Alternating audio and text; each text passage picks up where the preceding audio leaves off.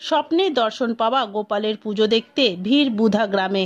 আসানসোলের বুধা গ্রামের চক্রবর্তী পাড়ায় জয় চক্রবর্তী 15 বছর আগে স্বপ্নে গোপালের দর্শন পেয়েছিলেন এবং তাকে নির্দেশ দিয়েছিলেন তার পুজো দিতে। তারপর থেকে গোপালের মূর্তি এনে পুজো শুরু হয়। অদ্ভুতভাবে গোপালের কাছে মনস্কামনা জানালে সেসব মনস্কামনা পূর্ণ হয়েছে। জয় চক্রবর্তী জানান, বিগত 15 বছর আগে গোপাল তাকে স্বপ্নে দর্শন দিয়ে তার পুজো করার নির্দেশ দেন। পরের দিন তিনি তার মাকে স্বপ্নের কথা জানাবার পর গোপালের মূর্তি কিনে পুজো শুরু হয়। নিত্য পুজোর পাশাপাশি জন্মাষ্টমীতে বড় করে পুজো হয়। আশেপাশের সব শ্রদ্ধালুরা পুজো দেখতে আসেন। জয় চক্রবর্তীর মনের ইচ্ছা, তিনি জন্মাষ্টমীর দিন ধুমধাম করে পুজো করবেন এবং হাজার শ্রদ্ধালুদের ভোগ খাওয়াবেন। জয় চক্রবর্তীর মা সোনালী চক্রবর্তী জানান, 15 বছর আগে থেকেই গোপালের পুজো হয়ে আসছে। জন্মাষ্টমীর দিন আশেপাশের মহিলারা তাদের গোপাল নিয়ে এসে এখানে পুজো দেন। সবার মনস্কামনা পূর্ণ করেছেন গোপাল।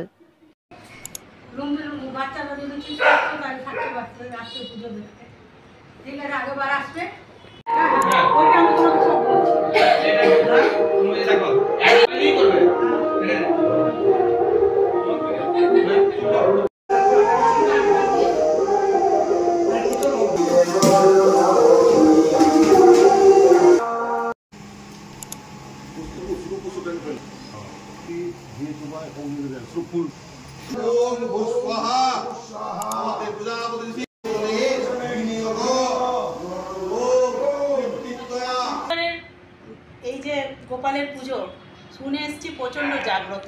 এই পুজো কিভাবে শুরু হলো, কতদিন আগে শুরু হলো, কিভাবে পাওয়া হয়েছে গোপাল, সেই সম্বন্ধে এনাদেরই পরিবারের কিছু লোকের কাছে জেনে নেব। নমস্কার, আমি সোনালী চক্রবর্তী, আসানসোল বুধা গ্রামের বাসিন্দা। বিগত 15 বছর ধরে আমার গোপালের এই পুজো হচ্ছে। বিগত 15 বছর ধরে আমার গোপালের এই পুজো হচ্ছে। এই গোপাল আমার বড় ছেলের, আমার যা বলবে, এটা আমার বড় ছেলে জয় চক্রবর্তীর স্বপ্নে পেয়েছে। এই পুজো থেকে সবারই মনস্কামনা সম্পূর্ণ হয়, তাই সবাই মিলে এখানে এসে মনসিদ্ধ হলে সবাই এসে যার যা ইচ্ছা সেটাই দিয়ে যায়, মনস্কামনা করে যায়।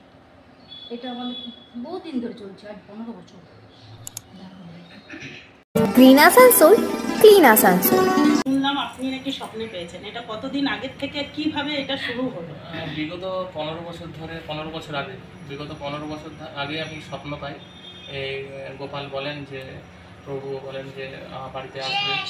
তো আমি সকালবেলা মাকে উঠে বলি যে আমি এরকম স্বপ্ন পেয়েছি।